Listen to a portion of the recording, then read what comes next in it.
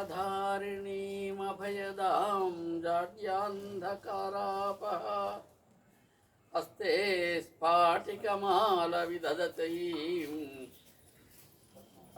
स्फाटिकमालविदधतीं पद्मासने संस्थितां वन्दे तां परमेश्वरीं भगवतीं बुद्धिप्रदां शारदां।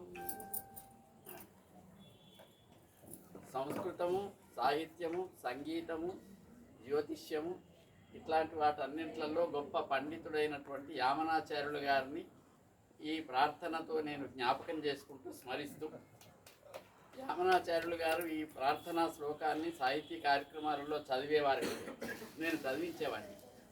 అట్లా ఇవాళ యామనాచార్యులు గారిని స్మరిస్తూ, తండ్రి పేరు నిలిపిన కొడుకుగా ఇవాళ కాండూరుని అభినందిస్తూ,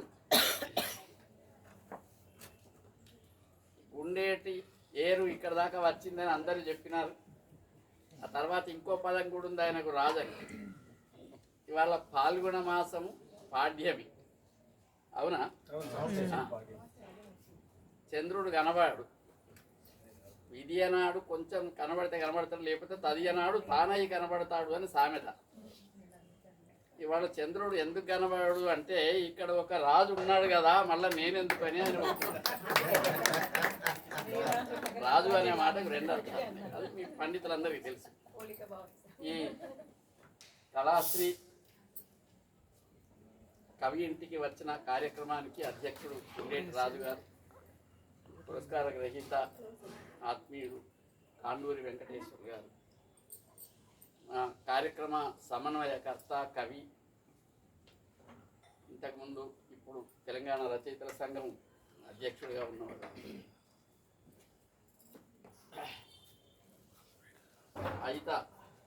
అనిత గారు, లక్కరాజు శ్రీలక్ష్మి గారు, లావణ్య గారు, నేను ఎవరి పేర్లన్నా మర్చిపోతానేమో అని వెనక్కి చూసుకుంటున్న చిందం సునీత గారు, మా రామకృష్ణుడు, ఆయన ఇప్పుడు నిజంగా రామకృష్ణుడు. ఎందుకంటే జగిత్యాల మహిళా కళాశాలలో రాముడు, అక్కడ కృష్ణుడు అనా. జగిత్యాల కళాశాలలో రాముడు, ఎస్ఆర్ఆర్ కాలేజీలో కృష్ణుడు. అందుకనే ఆయన ఇప్పుడు నిజంగా రామకృష్ణుడు, మంచి పండితుడు, ఆత్మీయుడు. అట్లే జాతీయ సాహిత్య పరిషత్ అధ్యక్షుడు మా రవీందర్, మా సమైక్య సాహిత్య అధ్యక్షుడు గోపాలు, చాలామంది కవులు పండితులు ఉన్నారు ఇక్కడ పేరు పేరున. కొంతమంది వచ్చి వెళ్ళినారు. వరప్రసాద్ సర్వవైదిక సంస్థానం కులపతి వరప్రసాద్ గారు, చాలా బొమ్మకంటి కిషన్ గారు, అదే ఎవరి పేరును నిత్య కార్యక్రమం వ్యగ్రుడు వైరాగ్యం ప్రభాకర్ ఎక్కడున్నాడో వచ్చి వెళ్ళినట్టు. అట్లే రామ్మోహన్ శర్మ, వీళ్ళందరూ వచ్చి వెళ్ళిన వాళ్ళు ఉన్నారు కొందరు. చాలా చక్కని సభ, చిక్కని సభ, చాలా ఆత్మీయమైనటువంటి సభ ఇది. సాధారణంగా సాహిత్య కార్యక్రమాలను ఇండ్లల్లో జరిగే ఒక పద్ధతి పూర్వం ఉండేది. పాతకాలంలో ఇండ్లల్లోనే నలుగురు కలిసి మాట్లాడుకోవటమో చదువుకోవటమో చేసేవాళ్ళు. విశ్వనాథ్ సత్యనారాయణ గారు కరీంనగర్లో ఉన్నప్పుడు ఏమి సభలు జరగలే. ఆయన ఏదో ఒక ముగ్గురు నలుగురు మిత్రులు ఒక దగ్గర కలిసి కూర్చొని వాళ్ళ సాహిత్యాన్ని ఒకరితో ఒకరు పంచుకునేవాళ్ళు. అంటే ఆ సాహిత్యం మీద అభిరుచి ఎవరికి ఉంటుందో వాళ్ళు మాత్రమే కలుసుకొని దాన్ని రసాన్ని ఆస్వాదించేవాళ్ళు.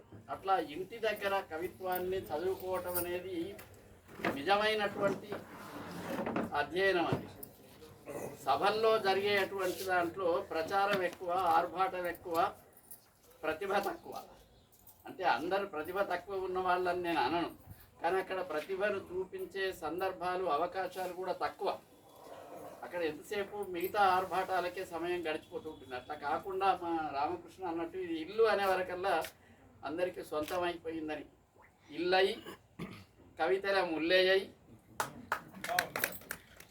ఇప్పుడు ఇది ఇల్లయి కవితల ముల్లయ్యాయి, దుష్టులకి ఇది ముల్లయి,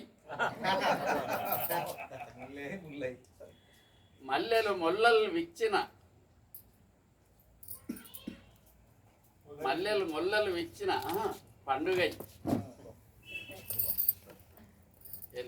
ఎల్లరూ కూడిన సభ ఇది. ఇట్లాంటి సందర్భాలు చాలా తక్కువ. ఇంటికి వెళ్ళి గౌరవించడం అనేటువంటిది చాలా తక్కువ. నిజంగానే తన మనసులో కలిగిందో మిత్రులు చెప్పినారో ఎవరు చెప్పినా సరే దాన్ని చెయ్యాలనే ఉత్సాహం చూపించడం అనేది సహృదయత. ఎవరైనా చెప్పినప్పటికీ కూడా మనం ఎందుకు పోయి ఇవ్వాలి వాళ్ళకు అని అనుకునే లక్షణం ఉంటుంది, కానీ అట్లా లేదు. చాలామంది కవులు రాసి వాసికి రాని వాళ్ళు ఉంటారు, ఇప్పుడు కూడా ఉన్నారు. కరీంనగర్ జిల్లాలో కందికట్కూరులో ఒక గొప్ప కవి ఉండే, మా గజేందర్ రెడ్డి వెళ్ళిపోయినాడు. గజేందర్ రెడ్డికి తెలుసు. ఆయన వటపురి వెంకట నరసింహాచార్యులు అని ఒక కవి. ఆయన సీతాచరితము అని ఒక గొప్ప కావ్యాన్ని రాసినాడు. ఎంత గొప్ప కావ్యము అంటే మహాకవులు రాసే అంత రామాయణ కల్పవృక్షం ఎట్లాంటిదో అట్లాంటి ఒక మహాకావ్యాన్ని రాసిండు ఆయన. ఎవరికి తెలియదు. ఆయన రాస్తే అచ్చు వేసుకోవటానికి కూడా కష్టమై వాళ్ళను వీళ్ళను మిత్రులను స్నేహితులను ధనవంతులను వాళ్ళను ఎవరినో అడగగా వాళ్ళు కొంత ఇచ్చి వీళ్ళు కొంత ఇస్తే ఒక్కొక్కరు ఇచ్చిన దాంతో ఒక ఆశ్వాసం కొన్ని పద్యాలు అట్లా ఒక భాగం అచ్చు వేసిండు ఆయన. ఒకటే భాగం అచ్చు వేసిండు, ఇంకా 2 భాగాలు అచ్చు వేయలే. అవి లేవు కూడా ఇప్పుడు. ఇంట్లో వాటిని ఇంట్లోకి వెళ్ళి వాళ్ళ కుటుంబాన్ని వాళ్ళందరినీ సంప్రదిస్తే ఏమో ఎక్కడ పోయినాయో కాగితాలను వాళ్ళు నిర్లక్ష్యంగా చెప్పినారు. అంటే కొందరు ఆశకి రారు. చాలా మంది ఇట్లాంటి కవులు ఉంటారు. వాళ్ళను మనం గుర్తించి ఉద్ధరించడం అనేటువంటిది సహృదయుల లక్షణం, సంస్థలకు కర్తవ్యం. అసలు సంస్థలు పెట్టుకోవడం ఎందుకంటే వాళ్ళకు వాళ్ళు చాటింపు కోసం కాదు. సంస్థలు పెట్టడం అనేది మనం ఇతరులను సరి అయినటువంటి ప్రతిభ కలిగిన వాళ్ళను గుర్తించి గౌరవించడం అనేటువంటిది సంస్థల లక్ష్యంగా ఉండాలి. వానమామలై వరదాచార్యులు గారు అందరికీ తెలుసు. వానమామలై జగన్నాథాచార్యులు కొందరికే తెలుసు. మీకు ఒక సన్నివేశం చెప్తాను.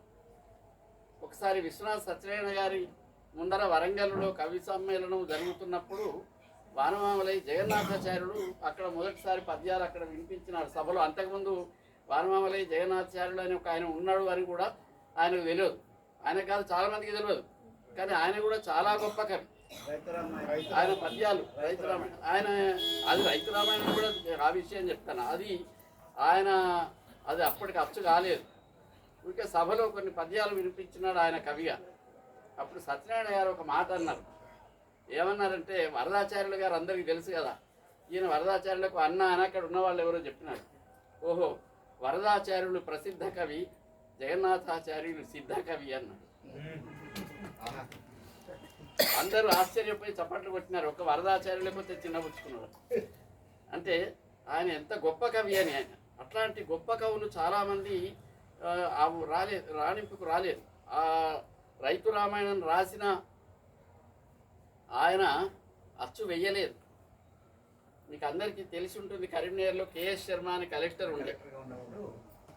ఆయన ఈ పుస్తకం ఎట్లన్నా అచ్చు వేయించుదామని పల్లెటూళ్ళల్లో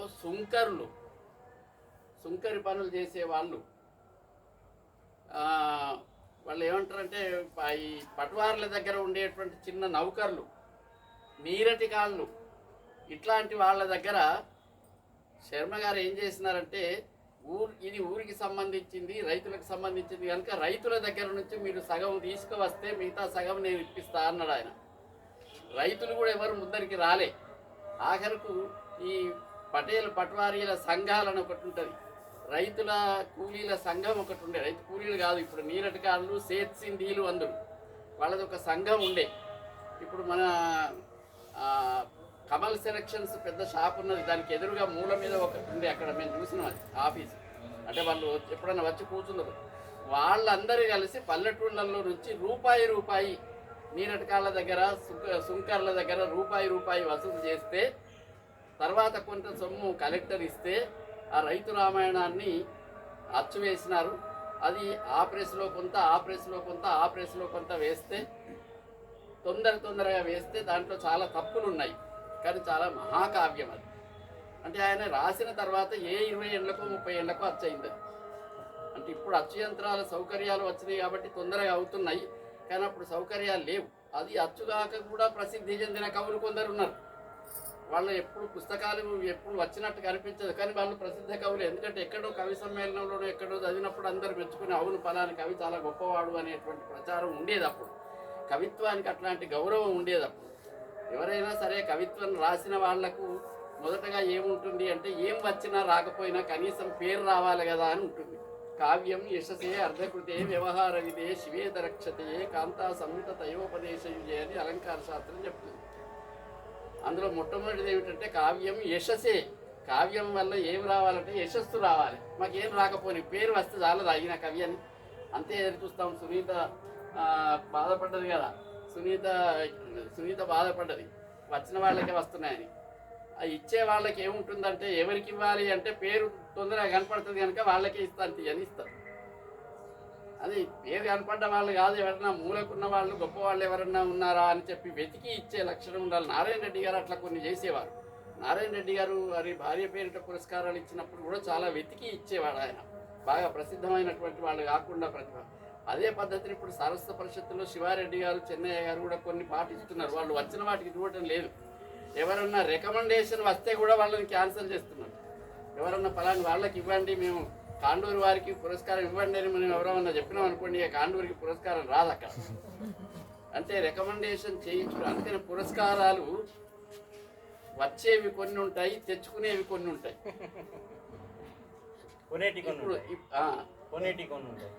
ఇక తెచ్చుకునే దాంట్లో కొనుక్కుని ఉంటాయి, అడుగులు ఉంటాయి. తెచ్చుకునే దాంట్లో కొనుక్కునేటివి ఉంటాయి, అడుక్కునేటివి ఉంటాయి, అన్ని రకాలు ఉంటాయి అవి. అందుకని తెచ్చుకునేవి కొన్ని ఉంటాయి. కానీ ఆ కవికి ప్రతిభ ఉన్నదా లేదా అనేది తర్వాతి కాలంలో నిలుస్తూ ఉంటుంది. భవభూతి ఒక మాట అన్నాడు, పృథ్వీ విశాల కాలోహ్యయం నిరవధిక, విపులాచ పృథ్వీ కాలోహ్యయం నిరవధిక. ఈ భూమి చాలా ఆయన రాసేటప్పుడు ఆయన కూడా అనుమానం వచ్చింది. అసలు ఇప్పుడు కాదు ఇది, సంస్కృత కవుల కాలం నుంచి, తెలుగులో ప్రాచీన కవుల కాలం నుంచి కూడా ఈ కవులకు ఉన్నటువంటి ఒక తపన అనేది అప్పటి నుంచి ఇప్పటిదాకా ఉంది.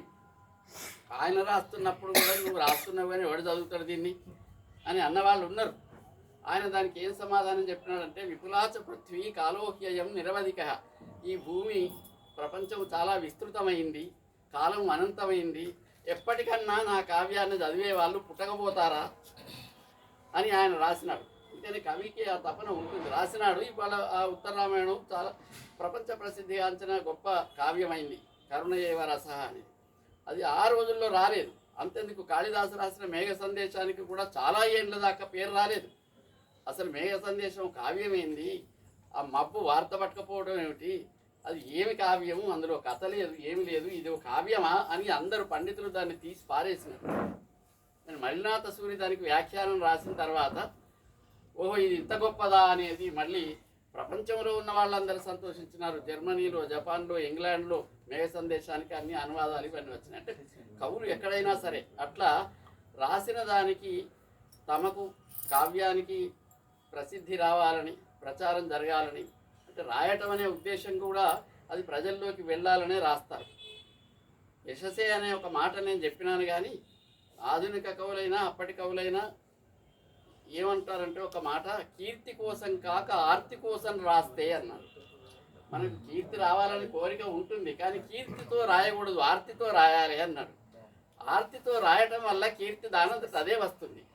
విశ్వనాథ సత్యనారాయణ రామాయణ కల్పవృక్షాన్ని జీవుని వేదన అని రాసినాడు ఆయన. నేను జీవుని వేదనతో రాస్తున్నావు, రాసిన రామచంద్రు కథ వ్రాసి తినంచనిపించుకోక వృధాయాసముగాక కట్టు కథలు ఐహిక మా పరమాయటంతు తా చేసిన తండ్రి ఆజ్ఞయులు జీవుని వేదన రెండును ఏకమైన సకలోహ వైభవ సనాతము రామకథను రచించదని రాసినాడు. అది వాళ్ళ నిలిచింది. ఇలాంటి ఆశ్చర్యం వేస్తుంది. పుస్తకాల షాపులలో రామాయణ కల్పవృక్షాలు దొరకవు.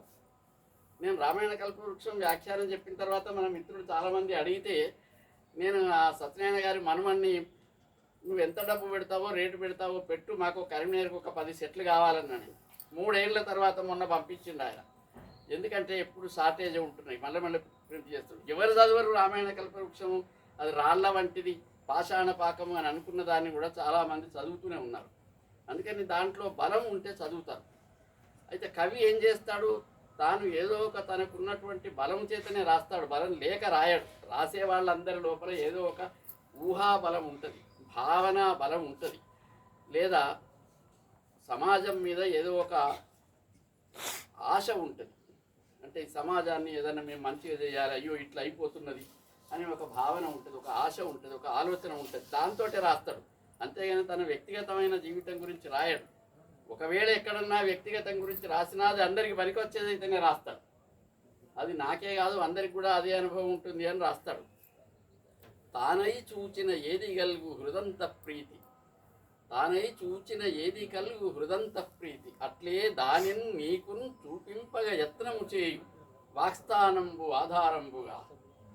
కవి తాను ఏది చూసినాడో దాన్ని అట్లే మనకు చూపించే ప్రయత్నం చేస్తాడు.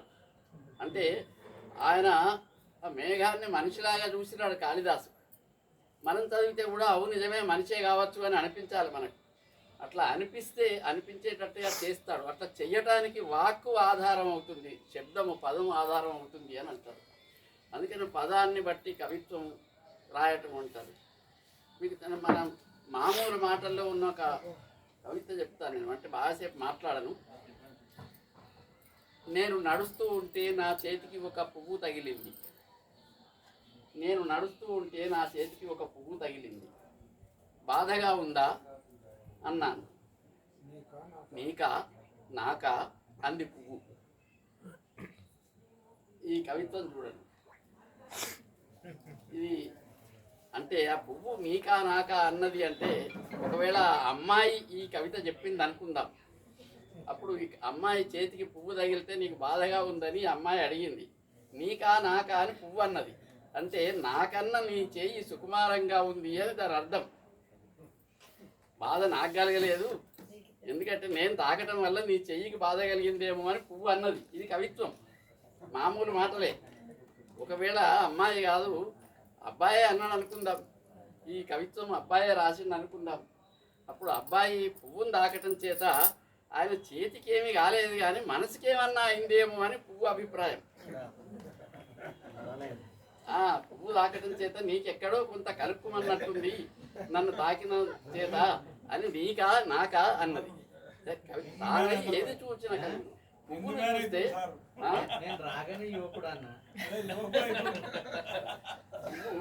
ఇట్లా ఒక కవి తాను ఏది అనుకున్నాడో అది మనకు చెప్పడం కోసం చేస్తాడు. అదే తానై చూచిన ఏది కలుగు హృదంత ప్రీతి. ఆయన చూసినప్పుడు ఆయన హృదయం లోపల ఏ ప్రీతి కలుగుతుందో ఆ ప్రీతి పాఠకులకు అందజేయటం కోసము వాక్కు ఆధారంగా ప్రయత్నం చేస్తాడు. అది కవిత్వం. అట్లా చాలామంది కవిత్వాలు రాస్తున్నారు. ఇవాళ రాస్తున్న వాళ్ళ ఈ చాలామంది సునీత చెప్పినట్టు కొందరు ఊరికనే ప్రముఖులు అయిపోతున్నారు, ప్రసిద్ధులు కూడా అయిపోతున్నారు. శాస్త్రము తెలియక సద్విమర్శకుడయ్యే, శాస్త్రం ఏ అలంకార శాస్త్రం తెలియదు, క్రిటిసిజం తెలియదు, ఏది చదవలేదు, కానీ ఆయన చాలా గొప్ప విమర్శకుడు. శాస్త్రము తెలియక సద్విమర్శకుడయ్యే, పద్యం రాకున్న పండితుండు, శబ్దమెరుగకయున్న సత్కవీశ్వరుడయ్యే, ప్రతిభలేకను తాను రచయితయ్యే. అంటే ఇవాళ కాలంలో ఎట్లున్నారు అని చెప్పుకోవటం కోసం 4 మాటలు రాసి నాయంతలేడని సన్మానములనింక జరుపుమనిరి, 4 మాటలు రాసి నాయంతలేడని సన్మానములనింక జరుపుమనిరి, బిరుదు సత్కృతులకే ఇంత పెరిగిపోయే, నేటి సాహితీవేత్తల ధాటిగనుము కోట్ల నరసింహ పల్లెలో కొలువుదీరి. శ్రీ లక్ష్మీ నరసింహ. ఇది నేను లక్ష్మీ నరసింహ శతకంలో పద్యం. అంటే ఇవాళ కవులు విమర్శకులు ఎట్లున్నారు అని రాసిన ఇది నేను ఎక్కడున్నా చాలా అప్పుడప్పుడు నేను ఇక్కడ సభలలో ఇట్లాంటివి చదివితే నన్ను విలువరిగా మమ్మల్ని గోపడుతున్నారు, మమ్మల్ని తిడుతున్నారు. ఈ పద్య ద్వారా శేషప్పన ఇది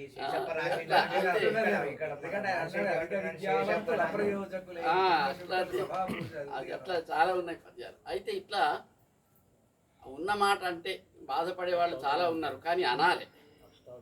ఎందుకు అనాలంటే అంటే సహృదయులైతే సర్దుకుంటారు, సహృదయులైతే సరి చేసుకుంటారు, సహృదయులు కాకపోతే ఇది మనం వదిలేద్దాం. అందుకని కవికి కీర్తి రావటం కోసం ఇవాళ జగిత్యాల నుంచి జగిత్యాల అంటే నాది కూడా జగిత్యాల జిల్లానే. మన ఇప్పుడు అందరూ కరీంనగర్ వాడనుకుంటున్నారు, కానీ నేను పుట్టింది పెరిగింది చదువుకున్నది జగిత్యాల కాలేజే. నేను బహుశా ఇంత సాహిత్యాన్ని అధ్యయనం చేసింది కూడా జగిత్యాలనే.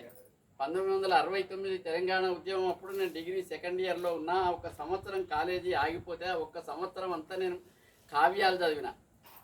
నేను బీఎస్సీ మ్యాథమెటిక్స్ స్టూడెంట్ అప్పుడు. కానీ ఆ సెలవు రోజులలో జగిత్యాలకు పోయి కాలేజీ లైబ్రరీలోను సంపత్ కుమార్ సార్ ఇంటి దగ్గర పుస్తకాలు తెచ్చుకొని చదివేది. అప్పుడు నేను ప్రబంధాలు కావ్యాలు చదివిన, ఇష్టంతో చదివిన.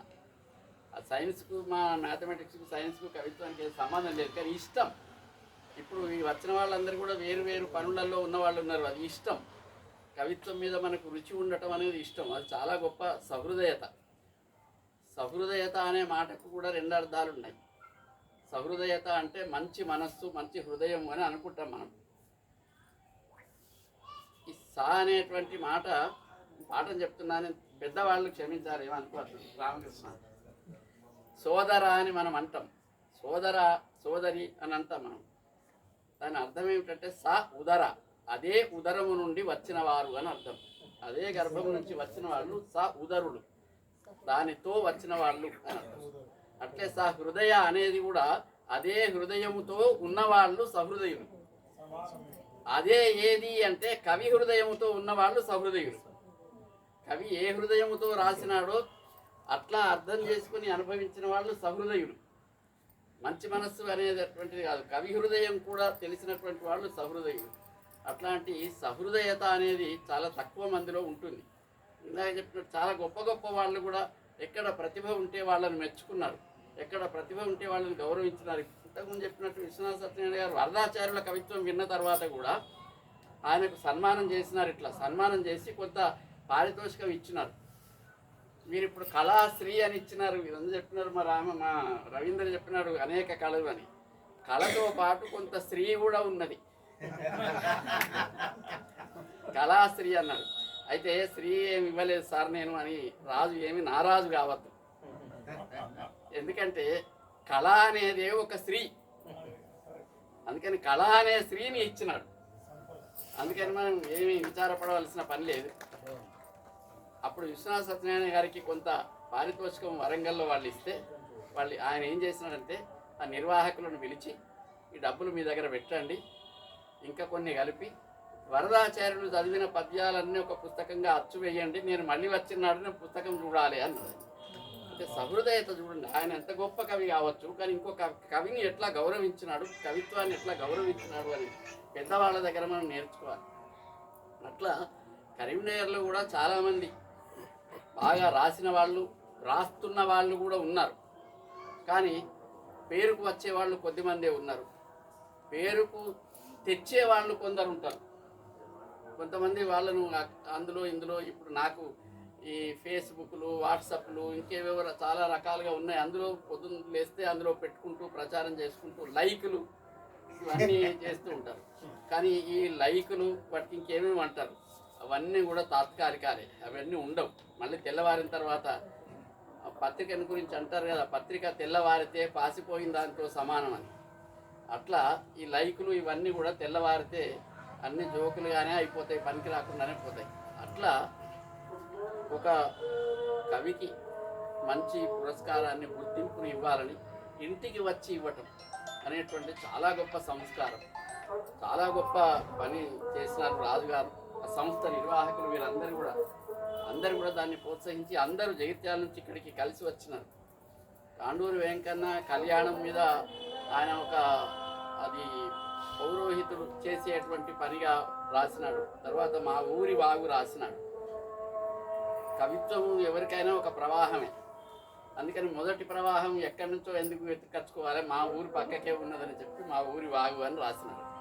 అది చాలా మంచి కవితలతో రాసినాడు.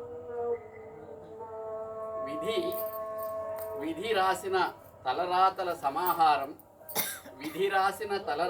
సమాహారం, జననం నుంచి మరణం దాకా సాగే చతురధ్యాయాల ఉద్గ్రంథం అని ఒక మాట రాసినాడు.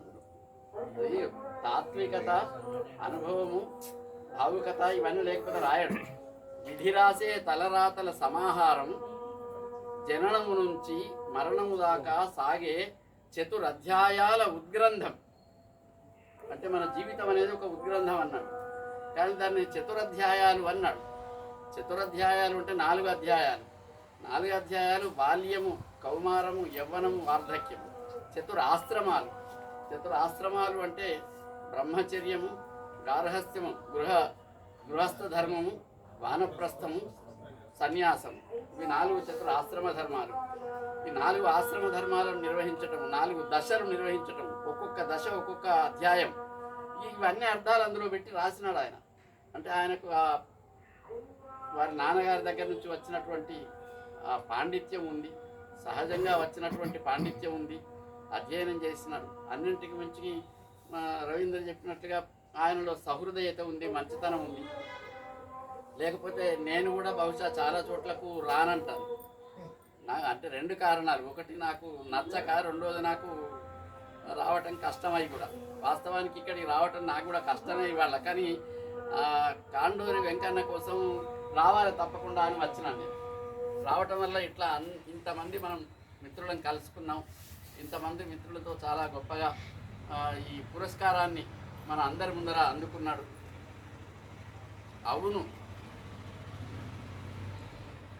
అవును కాండూరి వెంకన కవియనంగా, అవును కాండూరి వెంకన కవియనంగా, ఘన కళాశ్రీ పురస్కృతి గౌరవము. ఎక్కడన్నా తప్పుతుంది రామకృష్ణ. అవును కాండూరి వెంకన కవియనంగా, ఘన కళాశ్రీ పురస్కృతి గౌరవము. ఇంటికేతెంచి వరించే ఇంటి ఓలే. తానే ఇంటికి వచ్చి వరించింది. కానీ చాలా సందర్భాల్లో వనిత తనంతట తానే వలిచిన అనే ఒక మాట ఉంది. తనంతట తాను వలిస్తే దానికి పెద్ద విలువ ఉండదని. కానీ ఇక్కడ ఇది కళాత్మకమైనటువంటిది కనుక ఇంతమంది ముందర వరించింది కనుక ఆయన కాదనలేడు. ఆయన కాదంటే మనం ఊరుకోం. ఇంటికి తెంచి వరించే ఇంటి ఓలే. అట్లా ఆయన పురస్కారాన్ని గ్రహించినాడు. మరి మేడం సంగతి ఏంది? ఇంకా మేడం సంగతి ఈ సాహిత్యంలో చాలా ఉంటాయి చెప్పుకోవడానికి. చాలా మందికి ఈ కవులకు ఇంతకుముందు మా రామకృష్ణ ఒక మాట అన్నాడు, ఈ కవయిత్రులందరి ఇళ్లల్లో ఉండే భర్తలకు కవిత్వం రాదు కదా, వాళ్ళు ఊకుంటారా అని. అసలు చాలా మంది కవుల భార్యలకు కూడా కవిత్వం రాదు, వాళ్ళు ఊకుంటారా? నాకు ప్రత్యక్షంగా నాకు ఉన్న కవిమిత్రుల అనుభవం చెప్తాను. 1-2 అనుభవాలు చెప్తాను నేను. వాళ్ళు ఇప్పుడు కూడా బతికే ఉన్నారు, చాలా మంచి పుస్తకాలు రాసిండ్రు. కానీ ఇంటికి పోయిన తర్వాత వాళ్ళ భార్యతో ఎప్పుడు కొట్లాటనే. ఎందుకు రాస్తావు కవిత్వం? పని లేదని కవిత్వం రాయటానికి? నీకు ఒక సంగతి తెలిసినో తెలియదు, ఈ కవిత్వం రాసే వాళ్ళు రాసిన అక్షరాలలో అందులో ఏవో ఉంటాయట. ఏమన్నా కొన్ని పొరపాటు అక్షరాలు రాస్తే అది మన ఇంటికి వచ్చి రాదట. అందుకని అసలు నువ్వు రాయకు, అందులో ఏముంటుందో నీకు తెలియదు కదా. అందులో తప్పు ఉన్నదనుకో, రాస్తే ఈ కుటుంబానికి మనకు అందరికి చెడు అవుతుంది. అందుకని నువ్వు రాత పని బంద్ చేయి అని గొప్పటువంటి భార్యలు ఉన్నారు. ఇప్పుడు ఆ భార్య ఉన్నది, ఇప్పుడు ఆ భర్త ఉన్నాడు. ఆయన బోల్డ్ పుస్తకాలు కూడా రాసిండు.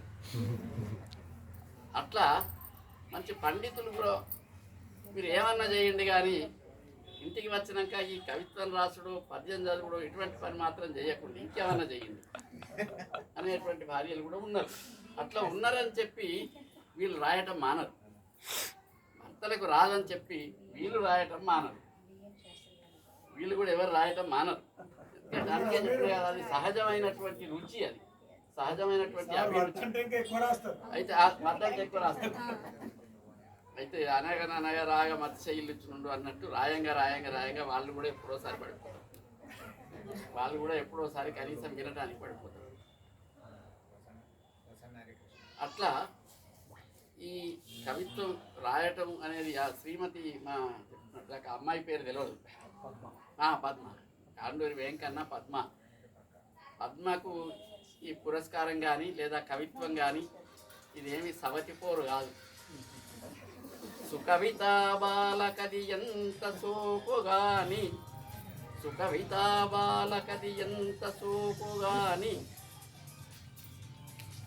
రచ్చకి ఇడవదటే ఎంతరాలుగాయి మొవ నవమోగయ తన మొలనూలి గంట. ఆ కవితా బాల అనేటువంటిది బాగా రాలుగాయి, రంకులది. ఏం చేస్తుందంటే సుకవితా బాల కది ఎంత సోపోగాని రచ్చకీడవదటే ఎంత రాలుగాయి. నా వంటి ముసలి వారిని కూడా రచ్చకు పిలిచింది. ఎవరు పిలిచినారంటే సుకవితా బాల. ఆమె ఎటువంటిది అంటున్నారు, నువ్వమోగ తన మొలనూలి గంట. ఆ కవిత్వం అనేటువంటి ఆ అమ్మాయి నడుముకు పెట్టుకున్న ఉడ్డాణముకు ఉన్న గంట మోగుతూ ఉండగా ఇట్లా అని లాగుతుందట. అటువంటి ఆ కవిత్వం. అయితే ఆమె వచ్చిందని ఈమెకి ఏం కోపం అక్కర్లేదు. అట్లా ఇప్పుడు ఇద్దరికి కలిపి, అందుకనే రాజు ఏం చేసినాడంటే ఇద్దరికి కలిపి పురస్కారం ఇచ్చింది. ఒక్కరికి ఇస్తే మళ్ళీ కష్టం కదా, ఒక్కరికి ఇస్తే వచ్చింది. అందుకని ఇద్దరు. రెండవది ఏమిటంటే నేను అన్నట్టు విరుద్ధం చేసిన వాళ్ళు ఉన్నారు, సహకారం చేసిన వాళ్ళు కూడా ఉన్నారు. చాలామంది రాస్తున్నప్పుడు, చదువుతున్నప్పుడు ఇంట్లో ఉన్నటువంటి భార్య కానీ భర్త కానీ ఇంత కష్టపడుతున్నామని చాలామంది భార్యలకు సహాయం చేసిన భర్తలు కూడా ఉన్నారు. ఈ రాసేటప్పుడు విజ్ఞప్తి చేసేటప్పుడు చాలామంది కవులు ఉన్నారు. చాలామంది కవులకు ఇళ్లల్లో సహకారం దొరికితేనే. గోపాలు ఇన్ని 100 సభలకు ఎట్లా పోతున్నాడు, ఆ అమ్మాయి పోనీ ఇదే అనుకోనుకుంటున్నది, నువ్వు అసలే పోకు అని అన్నాడు. ఆయన మైకి అక్కడనే విరిగిపోతుంది. అట్లా పోతున్నాడు. అట్లా చాలా మంది ఉన్నారు. నేను కూడా రాస్తున్నా, ఈరోజు సాయంత్రాలు వ్యాఖ్యానాలు చెప్తున్నా, పొద్దున రికార్డులు చేస్తున్నవన్నీ నేను కూడా ఇంట్లో చేస్తున్నా. కానీ మా ఇంట్లో ఏమన్నారు, ఎందుకంటే అలవాటు అయిపోయింది. ఇంకొకసారి జ్ఞాపకం చేస్తుంది, ఇవాళ రామాయణం లేదా, నేను 6 అవుతుందని నేను చెప్పలే కూర్చుంటే 6 అవుతుంది రామాయణం లేదా ఇవాళ అంటే, ఉన్నదమ్మా 7ంటికి ఉన్నది అని నేను ఆగుతాను. అంటే అట్లా అలవాటు అయిపోతుంది. అందుకని అంటే కవులు ఇందాక మా రామకృష్ణ చెప్పినట్టు ఒక మంచితనం అనేది వస్తూ ఉంటుంది. కవిత్వంలో ఒక మెత్తదనం ఉంటుంది, ఆర్ద్రత ఉంటుంది. మనిషిలో ఉండేటువంటి కరుకుదనాన్ని తీసి మెత్తదనం చేసేటువంటి లక్షణం కవిత్వానికి ఉంటుంది. అది ఇంట్లో భార్యకే చేయకపోతే అవతల వాళ్ళకి ఏం చేస్తాడు? అట్లా ఆ కవిత్వానికి ఉండే లక్షణం వల్ల భార్య భర్తకు కానీ భర్త భార్యకు కానీ చేస్తారు. ఇట్లా పాతకాలంలో సంస్కృత కవులు, సంస్కృత పండితులు ఇట్లా ఒకరికొకరు విరుద్ధంగా ఉన్న వాళ్ళు తర్వాత కలిసిన వాళ్ళు చాలామంది ఉన్నారు. ఇట్లాంటి అన్నీ ఎన్నో ఉదాహరణలు చెప్పుకోవచ్చు మనం. అంటే ఈ కవిత్వానికి ఒక పరిధి లేదు, అది దానికి దేశ కాల అవధులు లేవు. అది ఎప్పుడైనా రాణించవచ్చు, ఎప్పుడైనా ప్రకాశించవచ్చు. అట్లాంటి ఒక ప్రకాశించాలనే ఒక కోరిక చేత, వెలుగులోకి రావాలనే ఒక కోరిక చేత వెలుగైన రాజు కాండూరి వారికి ఒక కళాశ్రీని ఇచ్చి వెలుగులోకి తేవాలనే ప్రయత్నం చేసినాడు. ఈ వెలుగులోకి రావటం వల్ల ఏమవుతుందంటే మనం రవీంద్ర చెప్పినట్టు పురస్కృత. పురహ అంటే ముందుకు, కృత అంటే కదిలించటం, పురస్కార కదిలించటం అంతే. అంటే ముందుకు కదిలించటం అని. పురస్కారం వల్ల ఏం జరుగుతుంది అంటే ఉత్సాహం వస్తుంది. నాకు పురస్కారం వచ్చింది కాబట్టి నేను ఇంకా ఏదన్నా రాయాలి అని, ఇంకా ఏదన్నా చెయ్యాలి అనేటువంటి ఒక ఉత్సాహం ఉంటుంది. కవి లోపల ఉన్నటువంటి భావన, ఊట ఇవన్నీ ఆరిపోకుండా ఉంటాయి, ఇంకా ముందుకు రాయటానికి ప్రయత్నం చేస్తారు. అట్లా ఇవాళ రాజుగారు వారి మొత్తం కార్యవర్గ సభ్యులు ఇంత శ్రమ తీసుకొని ఇక్కడికి వచ్చి పురస్కారం అందజేసినందుకు వారికి నేను అభినందనలు తెలియజేస్తున్నా. గ్రహించిన మా కాండూరిని కూడా అభినందనలు తెలియజేస్తున్నా. గుండేటి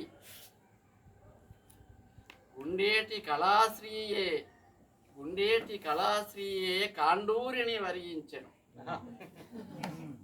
గుండేటి కళాశ్రీయే కాండూరిని వరించెను గౌరవమొప్పను. ఇంటికి వచ్చింది కనుక గౌరవం ఎక్కువ ఉంటుంది.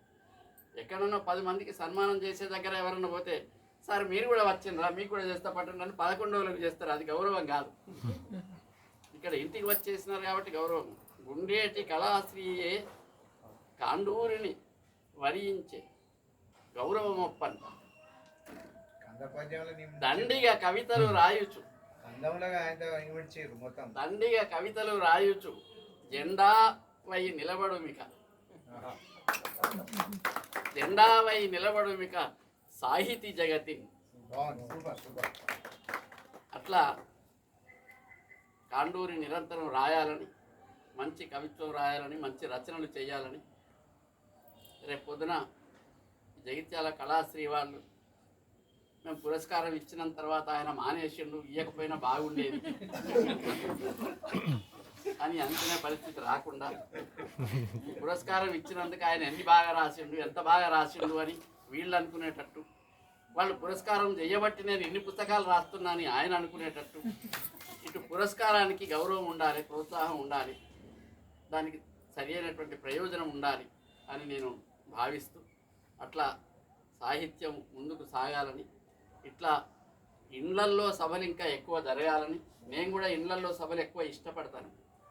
మరి రామాయణం అప్పుడు కూడా అన్నాడు తత్వాది ప్రమోదు కల్పవృక్షం చదువుదామని పోతే మాకు సాగుతలేదు సార్ అంటే, ఒక 4-3 రాండి, లేకపోతే మీరు ఒక్కరే రాండి నేను చెప్తానన్నా.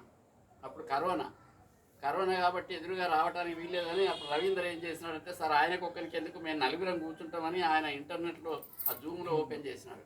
ఆ 4 మొదలుపెట్టింది, తర్వాత 40 మంది దాకా విన్నారు, చాలామంది దాకా విన్నారు, ఎక్కడెక్కడో విన్నారు, 2.5 సంవత్సరాలు విన్నారు. ఒకవేళ అది బాగా అనిపించకపోతే, విసిగా అనిపిస్తే సరి ఎన్ని రోజులు చెప్తారు, ఊపుకున్నారు, ఎవరు వింటలేరు అని అనుకుందరు కదా. అట్లా అనుకోలే, ఇంకా విన్నారు. అంటే అది దాని మీద ఉండేటువంటి అభిరుచి అట్లా చేయిస్తూ ఉంటుంది. అట్లే కాండూరి వీరి కళాశ్రీ పురస్కారంతో ఇంకింత చదివింపజేస్తుంది, ఇంకింత అధ్యయనం. ఒక్క మాట చెప్పాలి, చదివింపజేస్తుందని ఇప్పుడు నా నోట్లో నుంచి వచ్చింది. చాలామంది రాస్తున్న వర్ధమాన అనే ఒక మాట అన్నారు ఇక్కడ. ఈ వర్ధమాన కవులు, వర్ధిల్లేటువంటి కవులు ఒక రాసేటువంటి పనితో పాటు చదివే పని కూడా పెట్టుకోవాలి. చాలామంది చదువుతలేరు, మేము రాసినాం కానీ ఎవరు చదువుతలేరు అనే బాధ ఒకటి ఉంటున్నది. ఎవరు చదివి మెచ్చుకుంటలేరు అని కూడా ఉంటున్నది.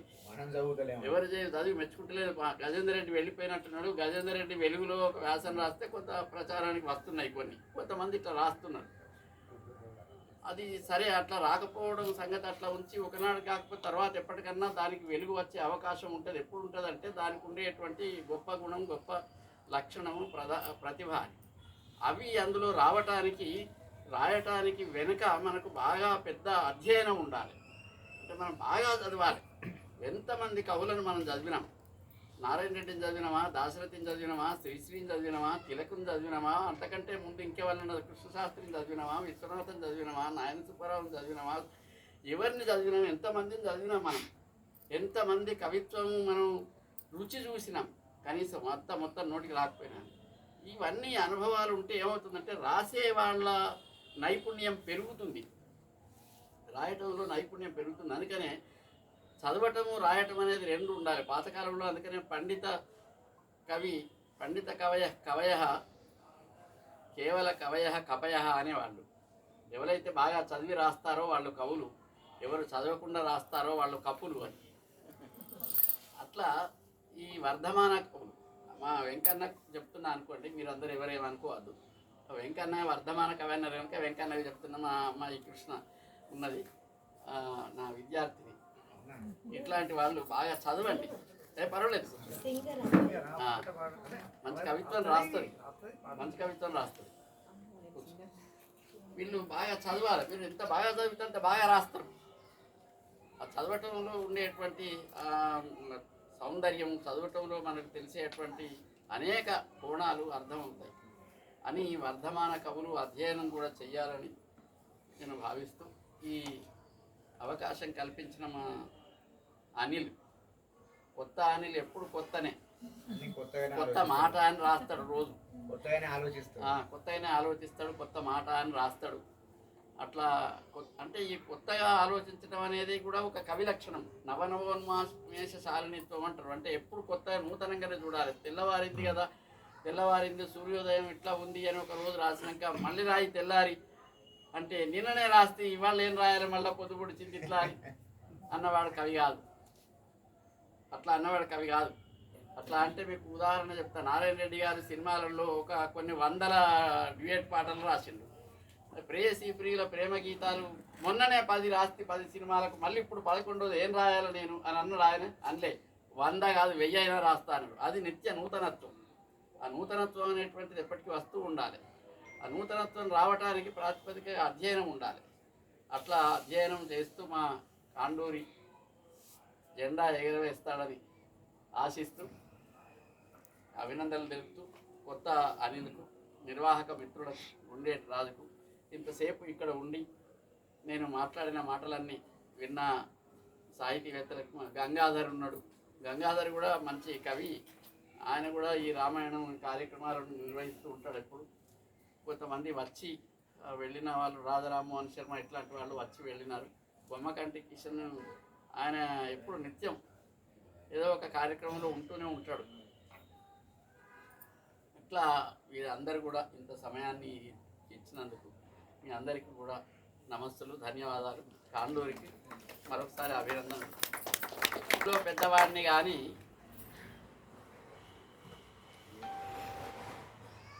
వర్ణంలో పెద్దవాడిని కాదు కనుక ఆయనకు అభినందనలు చెప్పి ఆశీస్సులు అవే అనుకోమంటున్నాను. కానీ మా కృష్ణమూర్తి సార్ ఉన్నాక ఒక మాట అనేవాడు. కృష్ణమూర్తి సార్ కూడా బ్రాహ్మడు. నేను ఇట్లా ఎప్పుడన్నా సభలో మీరు బ్రాహ్మలు, నేను పెద్దవాడిని కాదు, బ్రాహ్మల కంటే పెద్దవాడిని కాదు, నేను ఆశీర్వచనం ఇవ్వద్దంటే అవన్నీ ఏం లేవు సార్, మీకంటే బ్రాహ్మడు ఎవడు ఉన్నారు, మీరు ఆశీర్వదించండి అని అనేవాడు. అది నేను ఆయనకు మనస్ఫూర్తిగా ఆశీస్సులు అందజేస్తూ రాజుగారిని అభినందిస్తూ, ఎక్కడన్నా ఏరి పోరి మూలకు ఉన్న వారిని మీరు బయటికి తీసుకురండి. సునీత అన్నట్టు ప్రసిద్ధులైన వాళ్ళు ఏమద్దు, నాబోటి వారిని విలువకుంది. అయితే రాజుగారు వీళ్ళందరికీ ఇంత సన్నిహితులుగా నాకు తెలుసు, ఉండేటి రాజు ఉన్నారు అని తెలుసు కానీ ఇంత తెలియదు. అట్లా కొత్త వాళ్లకు మీరు ఇట్లాంటి ప్రోత్సాహం ఇవ్వటం అనేది చాలా గొప్ప విషయం, చాలా సంతోషం. అది చిన్నదా పెద్దదా అనేటువంటిది. శ్రీభాష్యం విజయసాయి గారి స్మారక పురస్కారం ఉంది 17వ తేదీ నాడు హైదరాబాద్లో.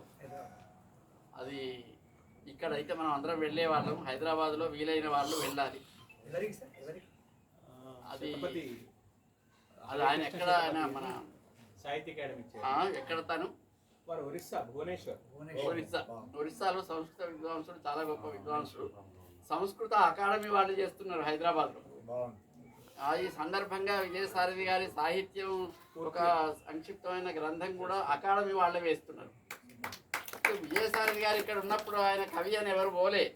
విజయసారథి గారు ఉన్నప్పుడు ఆయన జ్యోతిష్యం అని పోదురు, వాస్తు అని పోదురు, ఇంకొకటి అని పోదురు, అయ్యగారికి మొక్కుతేదన్నా చెప్తాడని పోదురు. కానీ ఆయన మహాకవి అని ఎవరు పోయినరు. కానీ ఇప్పుడు ఆయన దేశమంతా గుర్తిస్తారు. అప్పుడు కూడా గుర్తించారు, దేశంలో గుర్తించే వాళ్ళు గుర్తించారు, లేదని కాదు. అంటే ఒక కవిని గుర్తించడానికి కాలం అవధి ఉండదు. అందుకే చెప్తున్నా. అట్లా మనకు మన ఎదురుగా ఉన్న విజయసారథి గారు లాంటి వాళ్ళే ప్రత్యక్షంగా కృష్ణకాంత్ గారు వచ్చారు కదా సార్, ఆ టైంలోనే ఒకసారి కృష్ణకాంత్ గారు వచ్చి కృష్ణకాంత్ గారు వచ్చిండ్రు. మీ అందరికీ నమస్కారాలు, ధన్యవాదాలు.